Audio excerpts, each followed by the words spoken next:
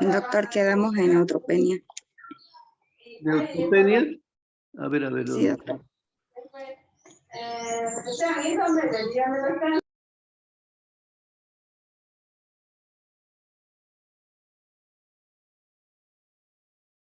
Neutropenia. Ahí, a ver. Neutropenia, ¿no? Sí, doctor, ahí. Ya. Por favor, la presidenta o vicepresidente, que es Garbizo, también me van a anotar, ¿ya? Ya, doctor. Ya, entonces habíamos visto las causas de neutrofilia, ¿no? ¿Qué es neutrofilia? Las causas, y ahora vamos a ver neutropenia. Neutropenia es la disminución de neutrófilos por debajo de los valores de referencia, ¿no?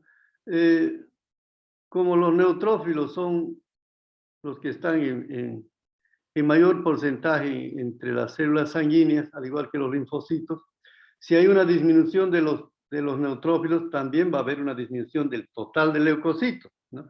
Si comparamos con un ejército, si la infantería que era 10.000 va a bajar a 5.000, eso va a afectar al total de la población de soldados del ejército. Así más o menos entiéndanlo, ¿ya?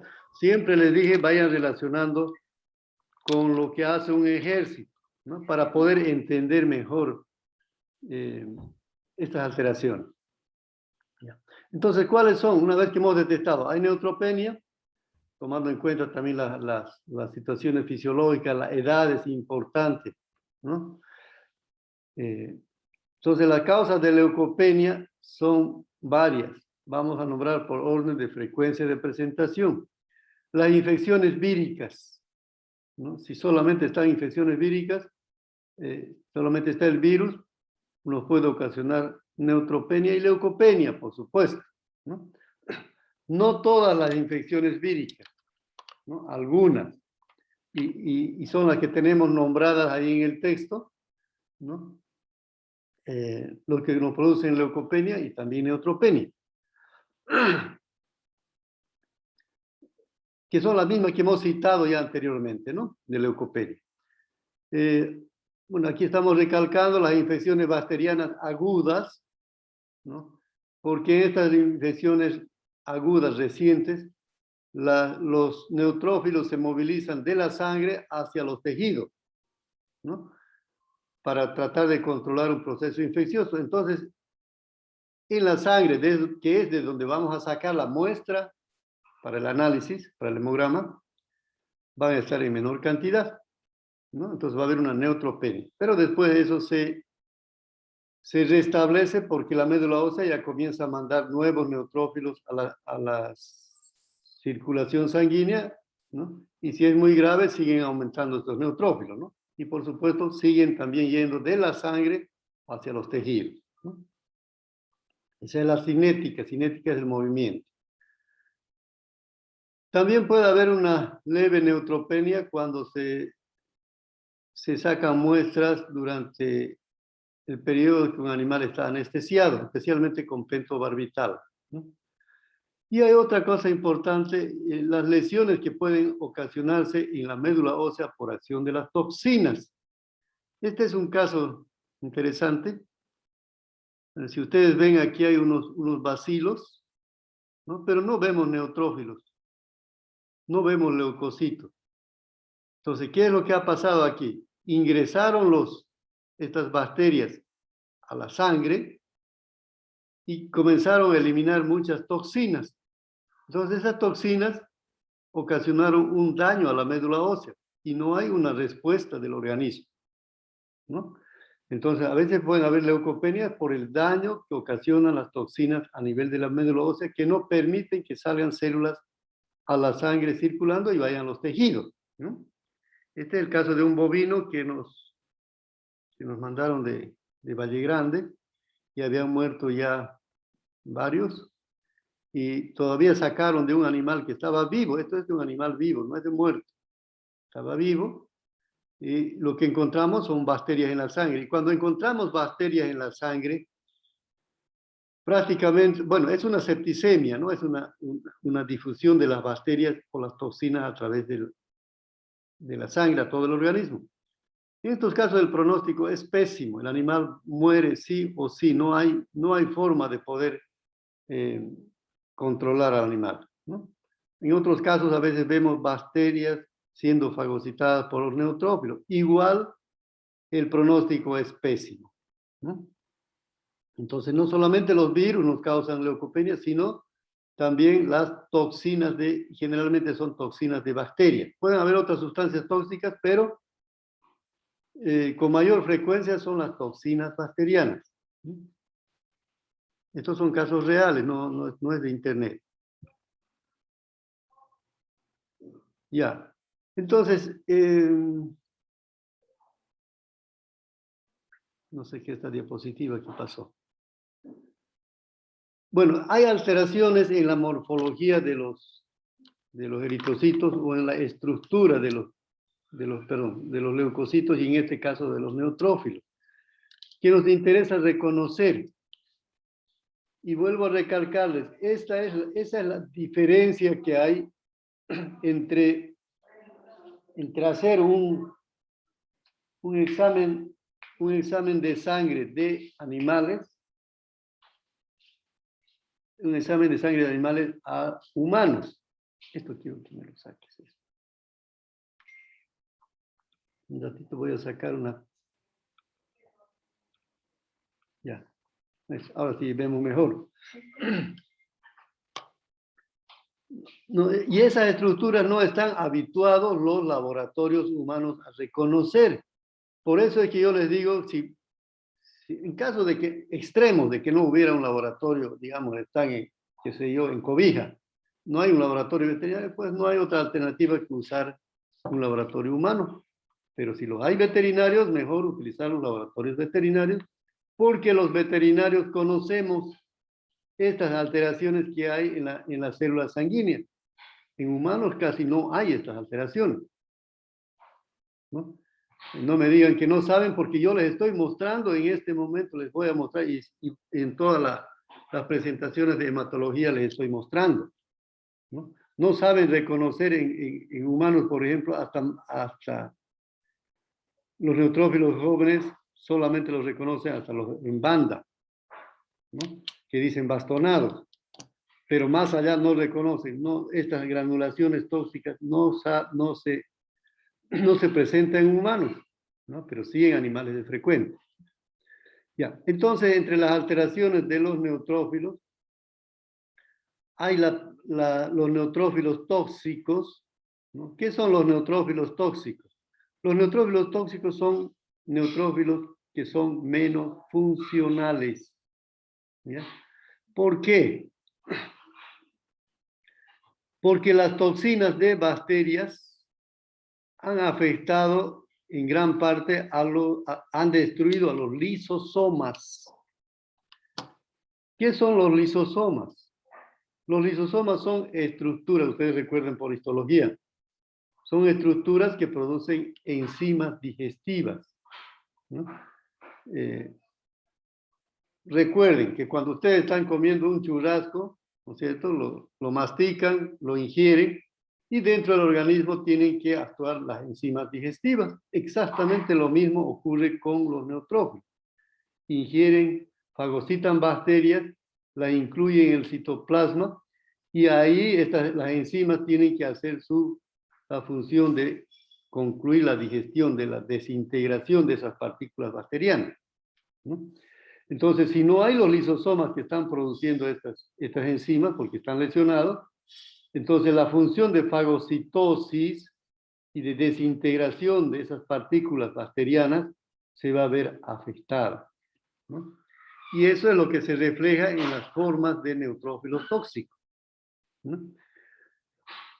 Entonces aparecen en casos graves de infecciones bacterianas, y algunas intoxicaciones en las quemaduras extensas, ¿no? Porque se producen también toxinas dentro del organismo por la destrucción de tejidos, ¿no? Ya. Entonces, entre las granulaciones tóxicas, muchas veces en el hemograma simplemente decimos se observan neutrófilos tóxicos. Nos estamos refiriendo a que hay algunas de estas estructuras o formas de neutrófilos que se están observando, ¿no? O a veces lo nombramos esas estructuras, ¿no? que aparecen en los neutrófilos tóxicos, ¿no? Por ejemplo, granulaciones tóxicas. ¿Qué son? Aquí vemos un neutrófilo con estos gránulos que no es común observar, ¿no? Eso no significa que es un neutrófilo tóxico, nos indica que es un neutrófilo tóxico, ¿no? Otra forma de toxicidad es la presencia de neutrófilos grandes, gigantes. Fíjense, este es un neutrófilo de tamaño normal, pero este es un neutrófilo casi el doble, ¿no? Pueden haber más grandes inclusive. Esto también nos indica que es un neutrófilo tóxico. Cuando observamos neutrófilos en anillo, ¿no? Que no se han llegado a segmentar, también es un indicativo de que es un neutrófilo tóxico. La presencia de vacuolas, unos espacios blancos en los neutrófilos, en el citoplasma, también nos indican que son neutrófilos tóxicos, ¿no? Aquí tenemos un neutrófilo juvenil, aquí tenemos uno en banda. También, en este mismo neutrófilo, fíjense que el citoplasma debe ser de un color entre rosado, tenue, no es muy definido. Pero en caso de neutrófilos tóxicos pueden aparecer con el citoplasma medio azulado. Eso se llama basofilia citoplasmática, que es otro signo de toxicidad. Entonces, este mismo neutrófilo tiene granulaciones tóxicas y tiene basofilia citoplasmática. Bueno, este es un neutrófilo gigante y también hay algunas vacuolas y granulaciones tóxicas, ¿no? Bueno, este es un neutrófilo en anillo.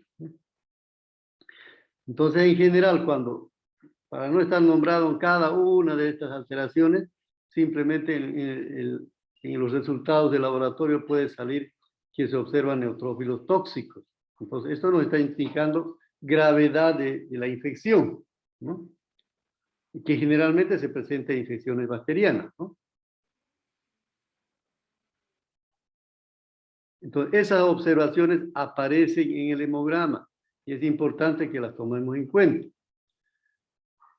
Bueno, además de eso hay otras inclusiones o microorganismos que se pueden observar dentro de los neutrófilos, ¿no? Estas son fotografías únicas que no las van a encontrar en ningún libro ni en internet, aunque lo busquen, no hay. Son fotografías sacadas en nuestro medio de casos que nos llegan al hospital, ¿no?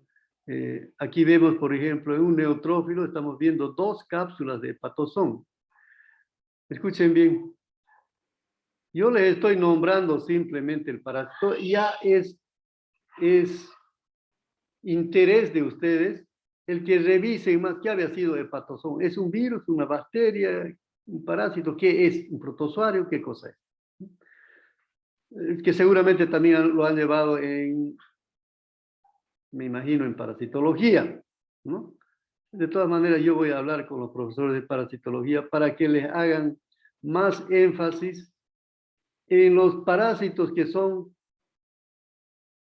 comunes en nuestro medio, ¿no? Lo que pasa es que a veces los profesores de parasitología no están tan relacionados con el medio, con los problemas que vemos en los laboratorios, ¿no? Entonces, creo que me voy a poner en contacto para que, por ejemplo, les hagan revisar qué es hepatosón. Son problemas que hay que se nos presenta en nuestro medio, son protozoarios que parasitan a los neutrófilos. Bueno, la literatura dice también monocitos, pero no hemos podido encontrar, ¿no? Entonces, aquí que en un solo neutrófilo hayan 2 cápsulas de hepatosón, eso es un caso muy excepcional. Habíamos dicho que hay neutrófilos gigantes, ¿no? Como este. Este es un neutrófilo gigante. Y aquí estamos viendo, fíjense de qué tamaño es la cápsula de hepatosón. Este es un neutrófilo de tamaño normal. Está cubriendo casi la totalidad del citoplasma o el tamaño del neutrófilo. Pero aquí fíjense, este es un neutrófilo en banda y gigante. ¿no? Entonces la cápsula de patozón no llega a cubrir a toda la célula, como está ocurriendo aquí, ¿no? Esto es también un caso excepcional. Esto nos indica que no es que están fagocitando estos neutrófilos, no están fagocitando al microorganismo, sino que más bien el microorganismo está parasitando, se está introduciendo dentro de la célula. Porque si ustedes recuerdan, los neutrófilos gigantes no tienen capacidad de fagocitosis y los neutrófilos en banda están muy reducidas su capacidad de fagocitosis. Entonces, esto nos indica que no es fagocitosis lo que ha ocurrido aquí, sino una la introducción del parásito dentro de la célula, y aquí es lo que trata de subsistir y multiplicarse, ¿no? En gatos también hemos encontrado, esto sí creo que el primer reporte de patozón en un gato, ¿no? Aquí tenemos de este perrito son estas fotografías, ¿no? Principalmente desarrollan problemas de artritis, ¿no? Ese es uno de los signos clínicos de esta enfermedad, aunque es muy difícil detectar los parásitos, ¿no? Pero más hay que basarse en los signos clínicos, la historia, y muchas veces se presenta en perros y gatos inmunodeprimidos. Después tenemos también los corpúsculos de inclusión de moquillo canino que pueden presentarse en neutrófilos, ya lo hemos visto en linfocitos. Sí, ¿no? Estas manchas de color rosado, pequeñas, medianas, grandes, son agrupadas. ¿Qué son los corpúsculos de inclusión? ¿Qué son los corpúsculos de inclusión? A ver, me olvidé. Pozo Pamela. Ah, no está. Orellana Bryan, ¿está? Sí, doctor. ¿Qué son los corpúsculos de inclusión de moquillo canino? Es una enfermedad inflamatoria de los músculos, doctor. No. ¿Qué Que son los produce corpúsculos? Me estoy refiriendo a esta estructura. ¿Qué es? ¿Qué cosa es?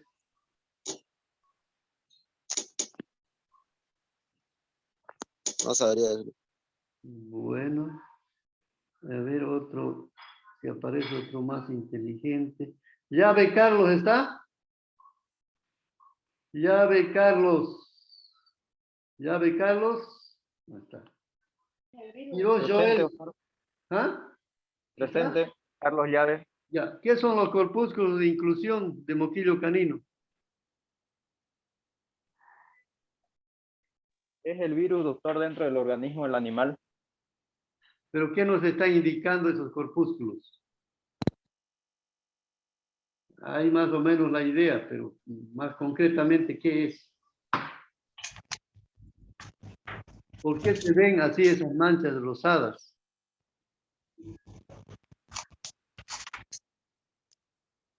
¿Nada? No, doctor. Paz y Aneli. ¿Está? Sí, doctor. Eso, no se me pierda. ¿Qué son esas agrupaciones que vemos, esas manchas de color rosado que son los corpúsculos de inclusión de moquillo canino? ¿Qué cosa es?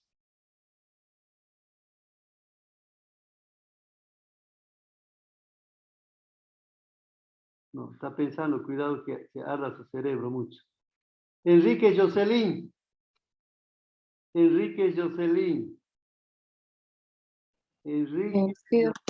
¿Está? ¿Sí? son ¿Qué son? manchitas que, como hematomas, se podría decir, No, que hay. no, lejísimos estamos. Lo que estamos viendo aquí en los neutrófilos, aquí. Y eso hemos visto también en linfocitos. Ya pasamos, creo. Durán Helen. Doctor, ¿no es por infección viral? Claro que son virus, pero ¿qué nos indican esas manchas? de color rosado. Doctor, serían complejos. Serían estructuras subcelulares, doctor, que se forman por resultado de una infección viral. Claro, pero ¿qué son en concreto? ¿Qué son esas manchas? Pedraza Juana. ¿Son virus modificados? No, no, no. ¿Son gránulos, doctor, de materia orgánica e inorgánica? No, no, no. Pedraza Juana, ¿está? Pedraza. Ah, no, no, perdón, no es de este grupo. Hurtado Iris. Hurtado Iris.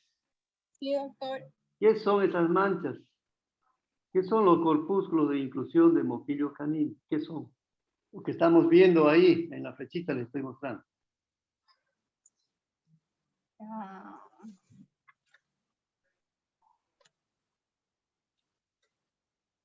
No sabría, doctor. Nada, ¿no? Escuchen bien, jóvenes. Eso es algo de cultura general. Son cuando vemos corpúsculos de inclusión en cualquier célula, son agrupaciones de virus, son millones de partículas virales que se juntan y podemos colorearlas, se pueden teñir, ¿no? En varias enfermedades hay corpúsculos de inclusión, en este caso de moquillo canino, en perros es relativamente frecuente observar estos corpúsculos de inclusión, que son partículas virales agrupadas, que se han agrupado, ¿no? Podemos ver en los linfocitos, alguna vez en los neutrófilos, inclusive hemos visto en plaquetas, ¿no? En células epiteliales, ¿no?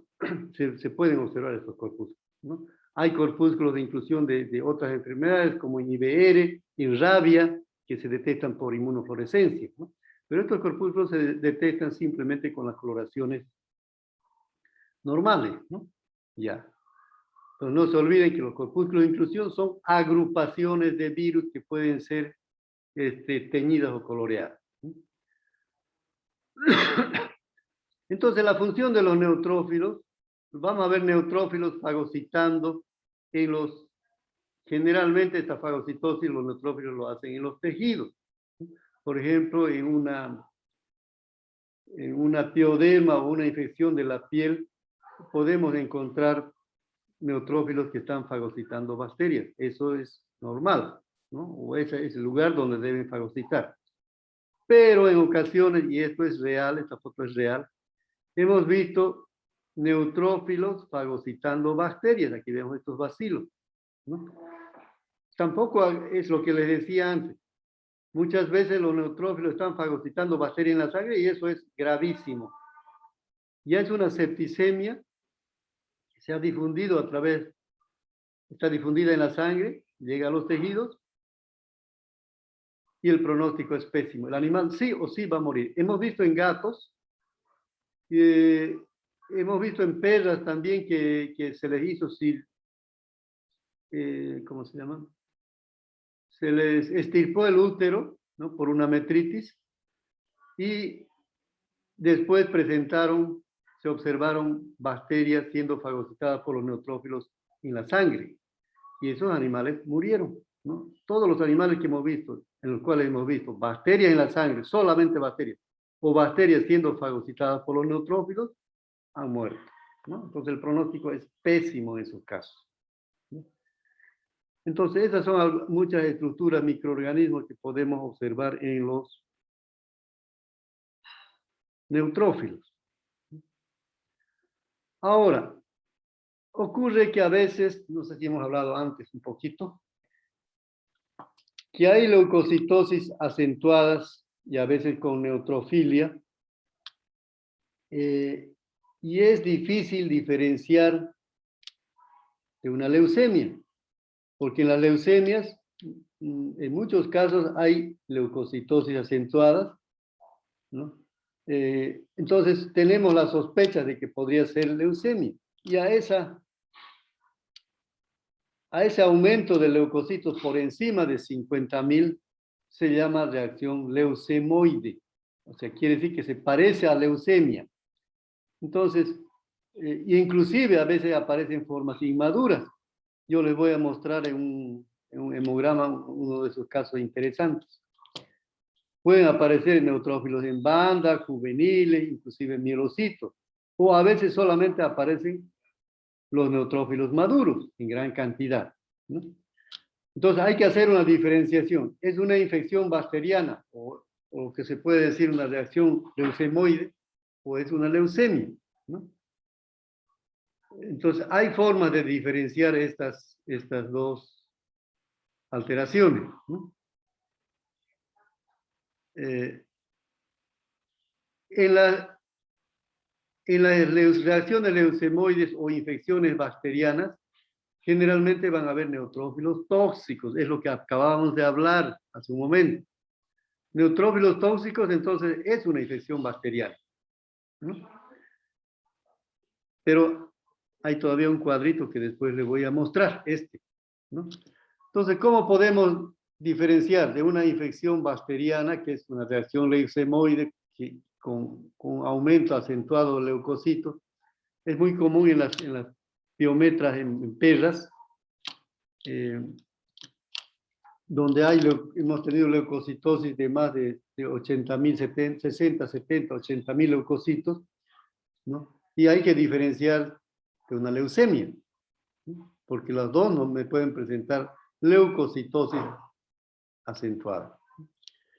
Entonces, en la reacción leucemoide, que cuando es una infección bacteriana, si le colocamos antibióticos al animal, puede responder a los antibióticos, ¿no? En cambio, si es una leucemia, no hay ninguna respuesta, el animal sigue con la misma cantidad de leucocitos, con el mismo hemograma, ¿no?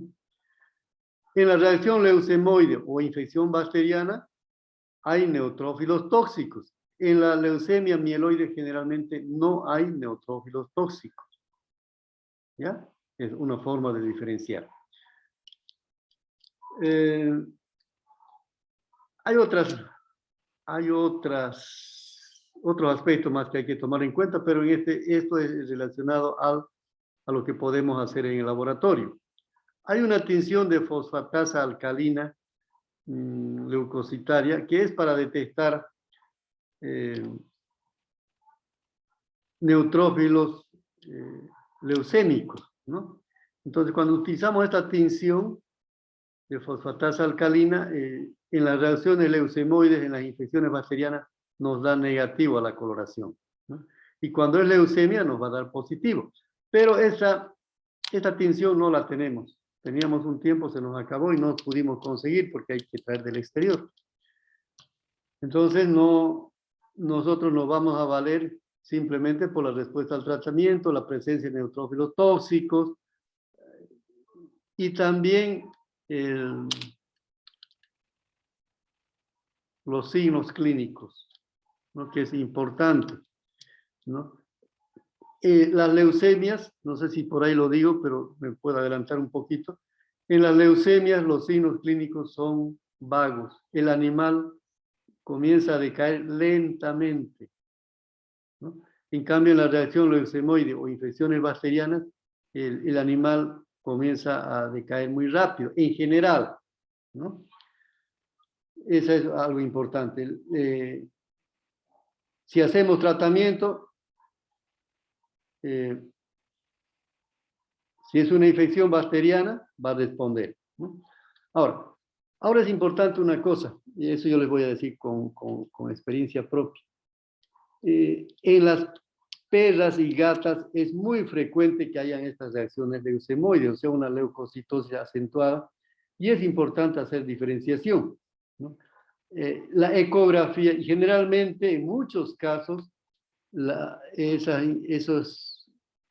esas leucocitosis acentuadas se deben a piometras, ¿no? O a metritis, infecciones del útero.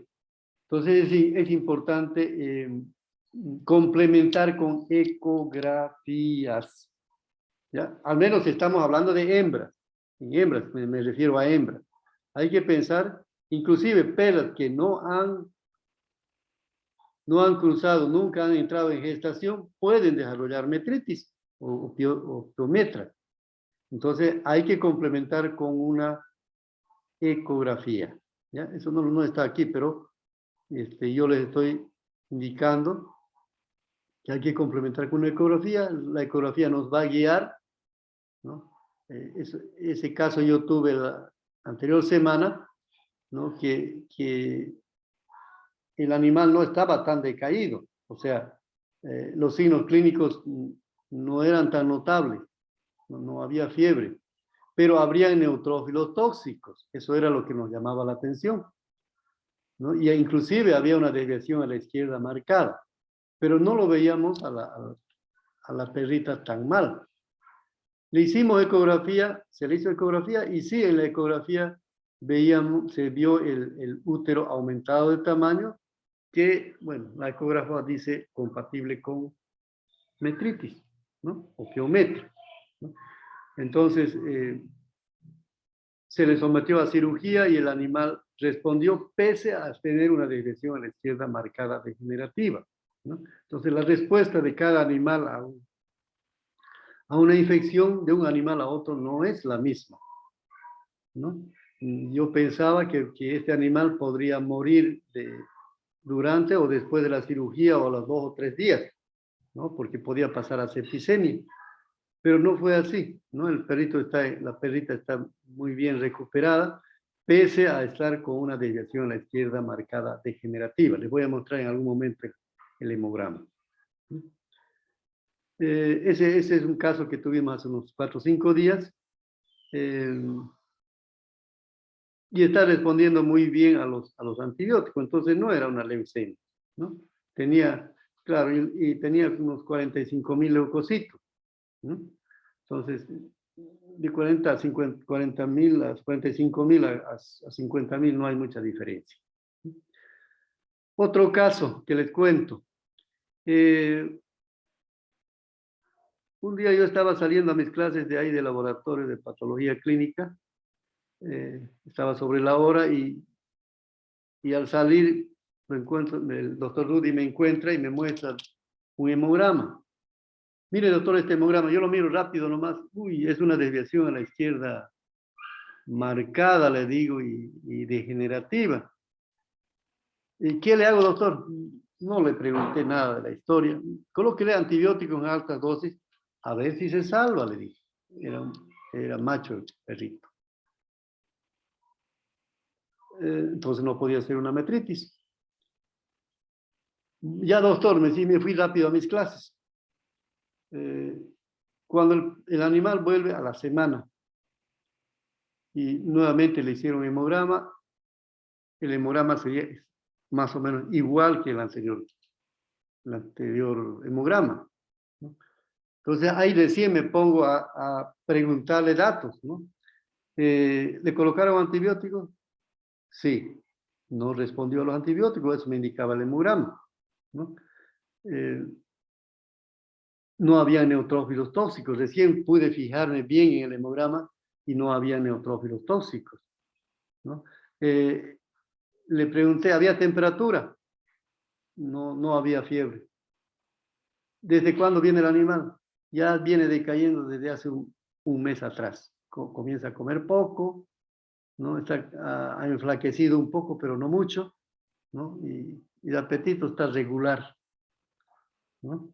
Entonces todo eso ya le dije, no, esto no es una infección bacteriana, es una leucemia, ¿no? Entonces la historia clínica, el examen físico del paciente es importante para poder inclinarse y decir es una leucemia o es una reacción leucemoide o lo que es igual que es una infección bacteriana, ¿no? Y esos casos se presentan con cierta frecuencia, no son raros. Entonces el clínico tiene que estar preparado para poder diferenciar estas alteraciones, estas patologías, ¿no? ¿Alguna pregunta?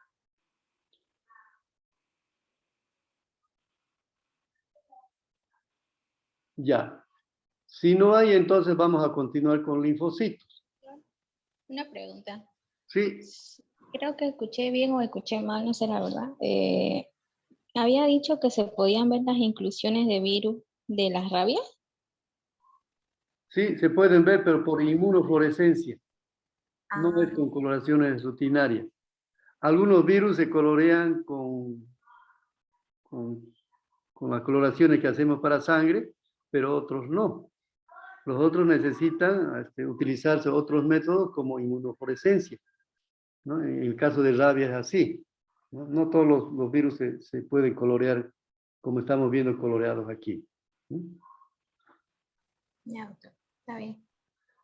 Ya, los linfocitos son otras células que están en mayor porcentaje en la sangre, junto con los neutrófilos. Y recordamos nuevamente, la función es importante recordar de cada uno de las células. Los linfocitos ya no fagocitan, sino que tienen otra forma de defensa, es formando anticuerpos, ¿no? O sea, la inmunidad celular, humoral, y la inmunidad celular. Estos son los anticuerpos, o sea, los anticuerpos más o menos podemos compararlos con los de la aviación, ¿no? ¿Qué tienen los aviones? Tienen unos misiles, ¿no? Que atacan a blancos específicos, ¿no? Los linfocitos forman los anticuerpos que atacan también a antígenos específicos que entren al organismo, que pueden ser bacterias, que pueden ser virus, que pueden ser parásitos, ¿no? Entonces, esa es la forma de defensa. Inmunidad celular es que algunos tipos de linfocitos, los linfocitos T, mantienen en su memoria, ¿no? la formación de anticuerpos. Si entró, por ejemplo, hoy día un virus al organismo, ¿no?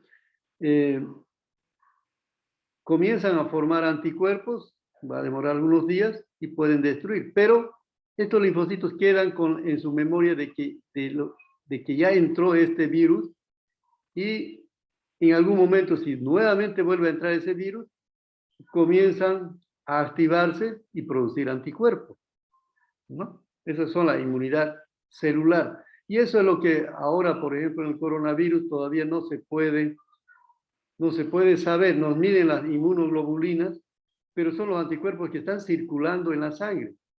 Pero lo que no saben es si hay linfocitos que tienen en su memoria, que han quedado en la memoria de esos linfocitos, la formación de esos anticuerpos contra el coronavirus. Eso es lo que no se puede aún detectar en este momento, cuáles son esos linfocitos que ya tienen esa capacidad de formar anticuerpos cuando, en base a lo que ya entró un agente, ¿no? Cuando entra un agente, comienzan a formar anticuerpos, ¿no? Y pueden mantener en su memoria esa capacidad de formar anticuerpos para cuando haya una nueva reinfección, ¿no? Ya, por ejemplo, las vacunas no inducen la formación de anticuerpos, ¿no? Que ya están circulando en la sangre y si cuando entra el virus ya inmediatamente esos anticuerpos actúan, ¿no? Pero el problema es cuando no hay esos anticuerpos circulantes, los linfocitos un poquito tardan en formar esos anticuerpos. Y van a formar anticuerpos unos y otros van a mantener en su memoria la capacidad de formar anticuerpos cuando entre nuevamente ese agente, ¿no?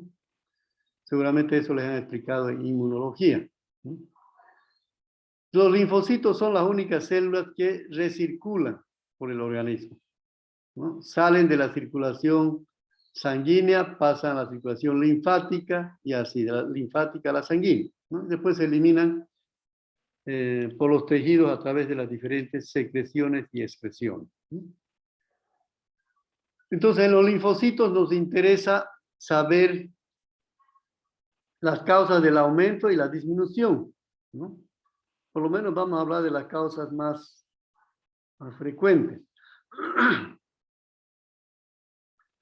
Tenemos en bovinos, una de las causas muy frecuentes de linfocitosis es la leucosis bovina, ¿no? Que es el único cáncer que se sabe que es producida por un virus, ¿no? El virus de la leucosis bovina que produce tumores.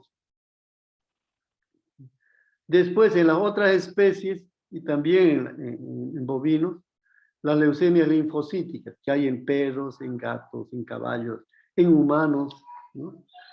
Son leucemias relativamente frecuentes. Pero pero al igual que las leucemias mielocíticas, o sea, las leucemias donde aparecen neutrófilos, estas leucemias no tienen una evolución de un día para otro, no. El curso es largo en general, de algunos meses a varios meses, ¿no? Entonces tenemos que tomar en cuenta igual la historia clínica para el diagnóstico, los signos clínicos, ¿no? En general la evolución es lenta. Hay la tinción de mieloperoxidasa, pero no la tenemos tampoco en nuestro medio, ¿no? Aunque estas leucemias son relativamente un poquito más fáciles de diagnosticar que las leucemias mielocíticas neutrofílicas, ¿no? Porque aquí sí podemos ver en muchos casos, si no observan, por ejemplo, en este caso es una leucemia, vemos muchos linfocitos, ¿no? No es normal, deberíamos ver 1 o 2 linfocitos máximo, pero aquí estamos viendo muchos. E inclusive hay algunos linfocitos jóvenes, que son los que se llaman linfoblastos, ¿eh? Inclusive tienen sus nucleolos, aquí se ven los nucleolos, y eso nos indica que están saliendo células muy jóvenes a la sangre. Y eso está relacionado con un cáncer. En este caso se llama leucemia linfocítica, ¿no? Esas son las causas que nos producen mayor linfocitosis. Otras causas que nos producen linfocitosis, pero en menor grado, está el miedo, la excitación, ¿no? Por la liberación de epinefrina. Y en animales jóvenes generalmente hay una leve linfocitosis, pero dentro de los parámetros de referencia, ¿no? Y en felinos, aproximadamente en el 20% de los gatos, se observa una leve linfocitosis, ¿no? Y eso es normal, ¿no? En las infecciones bacterianas crónicas también puede haber una leve linfocitosis, ¿no? ¿Por qué? Porque en esas infecciones de curso largo, quienes van formando anticuerpos son los linfocitos para tratar de controlar en forma definitiva esas infecciones, ¿no? Que pueden ser parasitarias, pueden ser víricas o bacterianas, ¿no? En los parásitos sanguíneos, los neutrófilos y los monocitos tienen una muy reducida capacidad de fagocitar a parásitos sanguíneos. Los monocitos más tal vez que los neutrófilos, ¿no? Porque son partículas grandes. Entonces, la mejor forma de controlar a estos parásitos sanguíneos es a través de la formación de anticuerpos que van a producir los linfocitos, ¿no? Entonces, cuando vemos babesias, en algunos casos, vamos a ver una leve linfocitosis. Entonces, quiere decir que el animal está formando anticuerpos. Después de las vacunaciones, por supuesto, va a haber una leve linfocitosis, no en la medida de esta proporción, no, ¿no? Puede haber una leve leucocitosis con linfocitosis. ¿Por qué? Porque están formando anticuerpos que está siendo inducidos por la vacuna, ¿no? Ahora, para los clínicos, y cuando está empezando a veces una leucemia linfocítica, esto yo les digo por experiencia propia, no está en la literatura esto. Cuando vemos una linfocitosis de moderada, marcada, peor si hay por ahí algunos linfocitos reactivos, por ejemplo, como estos, linfocitos reactivos que son con citoplasma azul intenso, o hay algunos linfoblastos, o inclusive hemos visto algunos linfocitos que se están dividiendo en la sangre, no hay muchos, debe llamarnos la atención. No tenemos la seguridad de que sea leucemia porque a veces no hay la proporción alta de linfocitos. Entonces lo que hacemos como laboratoristas es sugerirle al clínico que nos mande una nueva muestra en 10 o 15 días para ver cómo van estos linfocitos. ¿Aumentaron o disminuyeron? Si disminuyeron, posiblemente era nomás por formación de anticuerpos, alguna vacuna, etc., ¿no? Pero si van aumentando y van apareciendo formas anormales, eso podría ser ya una leucemia, ¿no? Entonces, a veces en un primer chequeo no es fácil diagnosticar una leucemia, ¿no? Podemos repetir el hemograma algunos días después, y en muchos casos hemos visto que sí comienzan a aparecer ya células anormales, ¿no? Entonces ahí estamos más seguros que se trata de una leucemia, asociado por supuesto también a la historia clínica, que es importante, signos clínicos, no se olviden de eso, ¿no? Bueno, hay formas a veces interesantes de linfocitos, esta forma acorazonada, entonces hay también células amorosas, ¿no?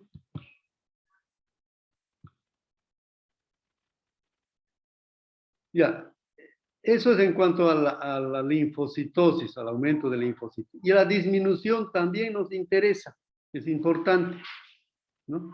No nos olvidemos que los linfocitos son células importantes en la defensa del organismo, ¿no? Entonces, hemos detectado que los valores de linfocitos están por debajo de los de referencia.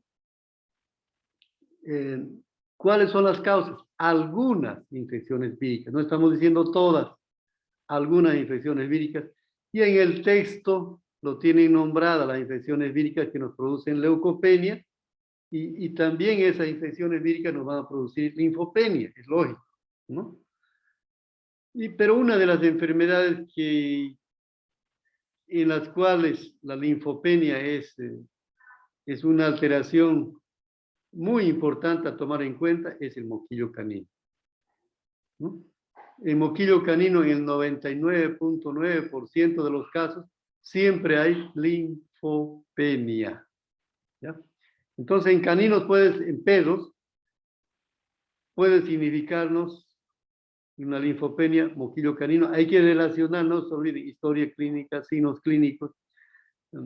Y si no es moquillo canino, puede indicarnos un estrés grave. Y en las otras especies, ovejas, vacas, caballos, gatos, no hay moquillo canino, por supuesto. Entonces nos va a indicar un estrés grave. Estrés grave puede ser otra enfermedad que tenga. Entonces tenemos que investigar ya cuál es ese problema. Pueden ser trastornos hepáticos graves, trastornos renales graves, problemas de cáncer, ¿no? Entonces hay que investigar. Nos está indicando ya que hay un problema, hay un estrés grave, y hay que investigar cuál puede ser la causa, ¿no? Entonces no es solamente moquillo canino en el perro, puede ser moquillo canino o un estrés grave. Y en las otras especies, estrés grave, ¿no? Otra causa de linfopenia, por supuesto, es lichiosis canina, que nos produce no solamente disminución de linfocitos, sino de todos los tipos de leucocitos, ¿no? Hay un aspecto importante en demodicosis, en la sana demodésica. Demódesis, bueno, eso le iba a ampliar en la parte de parasitología, pero de dermatología. Demódesis es un microorganismo que vive en la piel del humano y de los animales de forma normal. Pero cuando hay una inmunodepresión, pueden multiplicarse y producir lesiones, ¿no? Lesiones en la piel.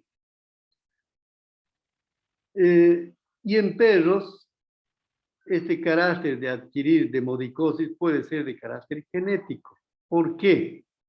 Porque los perros, por ejemplo, en los criaderos, y eso es importante, en los criaderos, si hay un perro, un macho o una hembra, ¿no?, que tiene linfopenia y tiene demodex, lo vamos a conceptuar como un problema genético. Las hembras o el macho van a transmitir ese carácter de linfopenia a su descendencia y van a tener demodicosis, ¿no? Entonces, en ese caso, si vemos demodex y vemos linfopenia persistente, hemos hecho hoy día un hemograma, de aquí después del tratamiento a los 15 días sigue habiendo linfopenia, después sigue continuando la linfopenia, quiere decir que ese carácter de linfopenia va a ser persistente y no vamos a poder eliminar este problema, ¿no? Por más que hagamos tratamiento, van a disminuir las lesiones, pero no se va a poder eliminar. Yo he hecho el seguimiento a algunas perras que tenían demodicosis localizada y tenían sí linfopenia. No es una linfopenia tan acentuada, es moderada, hasta moderada, ¿no? Pero eso favorece la multiplicación de demodios, ¿no? Entonces, especialmente en los criaderos, un perro que tiene linfopenia y tiene demodicosis no debe ser apto para la reproducción porque va a transmitir ese carácter a su descendencia, ¿ya? Entonces, a los clínicos que vayan a estar tratando animales con Demodex en los criaderos, o también que tengan otros pacientes, si le hacen linfopenia, no esperen que se va a solucionar el problema. Eso va a persistir de por vida, ¿no? Pueden disminuir las lesiones, pero no se van a eliminar. Estas son las principales causas. Otras causas menos frecuentes son el hiperadrenocorticismo, la enfermedad de Cushing, las radiaciones, ¿no? Radiaciones atómicas que hubieron, los rayos X, etcétera, pueden afectar a la médula ósea y producir linfopenia. Los corticoides destruyen, si se hacen tratamientos prolongados, destruyen a los linfocitos, pueden producir linfopenia. Otra causa más o menos frecuente es la insuficiencia renal crónica, ¿no? Ahí van las funciones del riñón, ¿no? Si el riñón no funciona, está dejando pasar muchos nutrientes a través de la orina, ¿sí? Y van al exterior, ¿no? Por dos causas puede haber una linfopenia y una insuficiencia renal. Entonces, porque no hay los nutrientes a disposición para formar las células sanguíneas en la médula ósea, y porque también estar con una infección o una insuficiencia renal significa un estrés, ¿no? Por ambas cosas puede haber una linfopenia. Y muchas veces cuando nos lleva un paciente a consulta, ¿no? Le hacemos un animal inclusive va a ser simplemente a veces por rutina, ¿no? Porque el propietario quiere saber si su animal está sano, ¿no? Porque hay enfermedades que cursan en forma asintomática, ¿no? Pero en esos casos a veces, esos perros que pensamos que están sanos, ¿no? Están comiendo todo eso normal, ¿no? Y vemos linfopenia, ya nos debe indicar que hay un problema, alguna enfermedad y que tenemos que investigar, ¿no? Alguna patología, ¿no? Mientras más acentuada sea esa linfopenia, nos va a indicar que el problema es más grave. Bueno, en caso de perros puede ser mosquillo, pero en el perro y otras estas especies nos va a indicar gravedad de alguna enfermedad. Entonces, muchas veces, si hacemos unos 3 o 4 hemogramas y pese al tratamiento, sigue la linfopenia, nos indica un estrés continuado y que probablemente no podamos solucionar el caso, ¿no? Pero cuando estamos haciendo el tratamiento, puede ser, por ejemplo, una infección bacteriana grave, ¿no? Que después del tratamiento estamos viendo que los linfocitos vuelven a los valores de referencia, entonces eso nos indica también recuperación, ¿no? No es que los linfocitos tampoco no se van a recuperar, se pueden recuperar, ¿no? Entonces nos sirve, el hemograma en general nos sirve también para monitorear o controlar cómo está resultando nuestro tratamiento, ¿no? Eso es importante. Esto desde el punto de vista clínico. De importancia para el clínico. Si hay alguna pregunta, me la hacen nomás. Ya, al igual que en los neutrófilos, hay alteraciones en la estructura y forma de los linfocitos, que nos interesa también conocer y que vuelvo a recalcar, en los laboratorios humanos no saben reconocer estas estructuras anormales, que para nosotros en los animales son muy importantes, ¿no? Vemos a veces linfocitos reactivos. ¿Qué son los linfocitos reactivos? Los linfocitos reactivos son estos, por ejemplo, ¿no? Que tienen un citoplasma azul intenso. Eso nos indica que están formando anticuerpos, ¿no? Inclusive aquí vemos este linfocito en esta parte, ¿no? Que nos indican formación de anticuerpos contra alguna enfermedad. No es de pronóstico grave, excepción de la leucemia. O sea, los anticuerpos no solamente se forman contra bacterias, virus o parásitos, sino también contra células malignas, contra células del cáncer. Ya sabemos que hay algunos linfocitos que se llaman linfocitos killing, que tienen unas granulaciones grandes, ¿no? Esos son los linfocitos asesinos, se llaman, ¿no? Esos destruyen a las células dañinas del organismo, ¿no? Una célula que se está multiplicando anormalmente, estos linfocitos con sus anticuerpos los destruyen a estas células. Por eso se llaman linfocitos asesinos. Son las propias células del organismo, ¿no? Que no deben multiplicarse o que están infectadas por virus. A veces estos linfocitos con sus anticuerpos los destruyen a esas células, ¿no? Entonces, en ese caso aparecen los linfocitos reactivos. Y en el laboratorio, el laboratorista simplemente puede decir, se observan muchos linfocitos reactivos, se observan algunos linfocitos reactivos. En general nos van a indicar formación de anticuerpos. Los linfoblastos. Los linfoblastos son linfocitos jóvenes.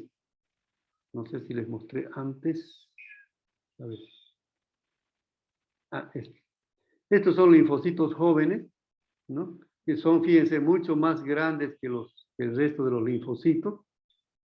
Tienen un citoplasma azul, hay una basofilia citoplasmática, están formando anticuerpos, y que son muy jóvenes por la presencia de los nucleolos, ¿no? Son linfoblastos. Entonces, esos muchas veces aparecen en las leucemias y en los linfomas. ¿Qué son los linfomas? Los linfomas son tumores que son visibles a veces a nivel subcutáneo, pero que en algún momento esas células pueden pasar a la sangre y ahí se llama linfoma en fase leucémica, ¿no? O las leucemias que solamente están los linfocitos en la sangre. En cualquiera de esos casos vamos a ver los linfoblastos. O sea, estos blastos jóvenes no deben estar en la sangre. ¿Dónde deben estar? ¿Dónde se forman los linfocitos? Me olvidé. Vamos a ver. La médula ósea. Salvador Daniela. Salvador Daniela. ¿Está? Salvador Daniela. Segunda llamada. A la tercera le pongo falta. Salvador Daniela. Tiene falta. Ya se escapó, ¿eh? Así los pesos a los fallutos. Severich María. Severich María, ¿está? La médula ósea, doctor. ¿La prófuga? ¿A dónde se forma? A ver, siga, perdón. Siga. ¿Dónde más? ¿Dónde más? En el órgano cerca del corazón, en el timo. Ya, en la médula ósea, ¿y qué órganos más? Cerca del corazón, en el timo. ¿Hola? A ver, no le entiendo muy bien la última parte. En la médula ósea, ¿y dónde más? ¿Dónde se forman? Hola. Sí, le escucho. Ay, es mi audio, doctor. Va a disculpar. ¿Dónde se forman? En la médula ósea, ¿y qué otros órganos más? Y en el timo. ¿Dónde? A ver. Doctor, Sí. Salvador. Perdona. No les escucho bien. Están medio entrecortados. Hola, Doctor, acá hace rato me llamó, doctor, no sé, se me salió del Zoom cuando le iba a responder. Ya pasó. Ángulo linfático. A ver, Magne Roberto. A ver, los hombres creo que están más atentos. Perdona. Magne Roberto. ¿Está? Magne Roberto. Tercera llamada. Magne Roberto. ¿Está?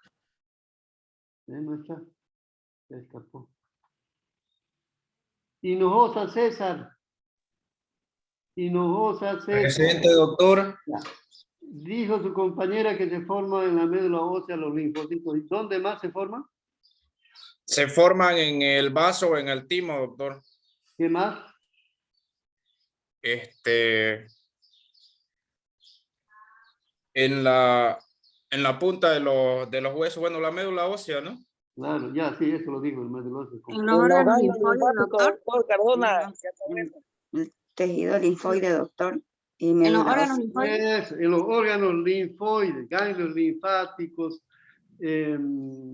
placas de Peyer, en las aves, en la bolsa de Fabricio, todos esos son órganos linfoides, ¿no? Y en las primeras semillas de linfocitos se formaron en la médula ósea y de ahí salen a poblar a los diferentes órganos linfoides que tenemos en el organismo, ¿no?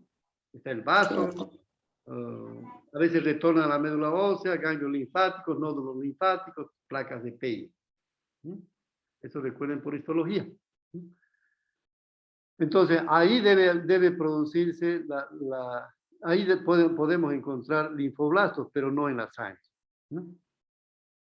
Linfocitos atípicos y en mitosis. Esta mitosis no debe ocurrir en la sangre, debe ocurrir en los tejidos donde se forman los linfocitos, ¿no? Pero también en muy rara vez se encuentran inclusive en los ganglios linfáticos. Pero aquí vemos, por ejemplo, unos linfocitos justamente en la etapa de mitosis, etapa de división. No, aquí hay también linfoblastos, ¿no? Eso nos indica un problema, una patología maligna, y eso es un cáncer, y el cáncer en la sangre se llama leucemia, ¿no? Linfocitos atípicos en la leucemia y los linfomas, ¿no? Entonces es muy frecuente eso. Las inclusiones, corpúsculos de inclusión de moquillo canino también se observan en los linfocitos, ¿no? También observamos las mórdulas de Ehrlich. Aquí estamos viendo si ustedes lo miran con detenimiento, es una estructura redonda que tiene unas granulaciones, ¿no? Aquí también vemos en esta parte un linfocito con gránulos, aquí con granulaciones en el citoplasma. Eso son mórdulas de Ehrlich, ¿no? Pero aquí vemos algo interesante. Aquí estamos viendo un linfocito, aquí estamos viendo un corpúsculo de inclusión de moquillo canino, y aquí estamos viendo una Babesia canis. No está dentro del glóbulo rojo, está fuera del glóbulo rojo. Esta fotografía es interesante porque para entender desde el punto de vista clínico, la mayoría de ustedes van a ser clínicos, ¿no? Entonces, ¿cuál es la incidencia de esta enfermedad o de este parásito en nuestro medio? De Babesia. Es alta. Aproximadamente está en el 50% de los perros que están infectados y el 55% de las garrapatas ya están infectadas. Entonces, la probabilidad de que un perro adquiera esta parasitosis es alta, ¿no? Y muchas veces este parásito está en forma latente en el organismo, esperando una situación de estrés, ¿ya? Para multiplicarse. Y eso es justamente lo que está pasando aquí. ¿Qué es el moquillo canino? Es una enfermedad, pues no es, el perro no está pues tranquilo, tiene tos, puede tener neumonía, fiebre, ¿no? Está estresado. Entonces ahí se está metiendo ya Babesia. Y cuando vemos Babesia fuera de los glóbulos rojos, me está indicando que la multiplicación de este parásito es muy rápida. Ha salido de este glóbulo rojo y se está dirigiendo a otro glóbulo rojo para parasitar y multiplicarse, ¿no? ¿Qué lección nos da esto? Conociendo la prevalencia de esta enfermedad y también la prevalencia de moquillo canino, por ejemplo. Puede ser moquillo canino, puede ser parvovirus, puede ser coronavirus, que son enfermedades que nos producen un estrés grave en el animal, ¿no? Una inmunodepresión. Entonces, en cualquiera de esas enfermedades, sabiendo que este parásito está en forma latente en el organismo, se va a multiplicar. Entonces, Por suerte aquí lo hemos visto al parásito y estamos viendo al virus, estamos viendo al virus, ¿no? Pero si yo veo linfopenia en un perro y veo los signos de moquillo, aunque no vea los corpúsculos de inclusión y no vea este parásito, tengo que pensar, ¿no? Que como está inmunodeprimido este animal, se va a multiplicar babesia. Entonces yo tengo que tomar las previsiones para que este perro inmunodeprimido no desarrolle babesiosis, los signos clínicos de babesiosis, y a veces lo que va a ocasionar la muerte es este parásito. Puede ser babesia, puede ser en algunos casos trypanosoma, micoplasma, ¿no? Que son parásitos que están casi en forma permanente en el organismo, excepción de trypanosoma, ¿no? Entonces yo veo un perro con moquillo, aunque no vea los corpúsculos, yo veo un perro con parvovirus, coronavirus, debo hacer ya el tratamiento preventivo para que estos parásitos no me causen mayores problemas. Porque dos problemas juntos como estos pueden matar al paciente, ¿no? Así es, bueno, ese es mi criterio, ¿no? Por lo que estamos observando estos casos que son, por suerte, aquí estamos observando a los agentes, pero en otros que en la mayoría de los casos no vamos a observar los agentes. Y para eso es el hemograma, ¿no? Me va a sugerir si hay linfopenia, que puede ser moquillo canino, ¿no? O hay inclusive, hay erliciosis, se va a meter posiblemente babesia, se va a meter micoplasma porque ese perro está inmunodeprimido, ¿no? Y hay que tomar las previsiones para que estos parásitos, aunque no los estamos viendo, puedan multiplicarse, ¿no? Ya, si tienen alguna pregunta, me la hacen nomás. Otra cosa. Aún viendo los corpúsculos de inclusión de moquillo canino, yo tengo que relacionar con la historia clínica y los signos clínicos, ¿ya? Porque hay muchas veces la presencia de corpúsculos de inclusión por vacuna. Son corpúsculos de inclusión vacunales, porque la vacuna está compuesta por partículas virales atenuadas o modificadas en algunos casos, ¿no? Y hemos detectado perros que han sido vacunados una semana o 10 días antes, en los cuales aparecen corpúsculos de inclusión, pero no desarrollan signos clínicos, el animal está normal, no hay pérdida de apetito, nada. Entonces eso se debe a virus vacunales, ¿no? Entonces eso también es importante tomar en cuenta, ¿no? Por eso decimos la historia clínica, los signos clínicos que presenta el animal. Bien, jóvenes, bueno, ¿cómo vemos aquí? Bueno, ¿cómo vemos una linfocitosis? ¿No? Aquí el recuento total de leucocitos, 88.700, esto es un gato, ¿no? De 4 años. Y fíjense, el 89% son linfocitos y aquí tenemos 78.000. Mejor ustedes se van a fijar aquí y comparar con estos valores, porque a veces esto les puede confundir. 78.943, muy por encima de 7.200. Eso es importante.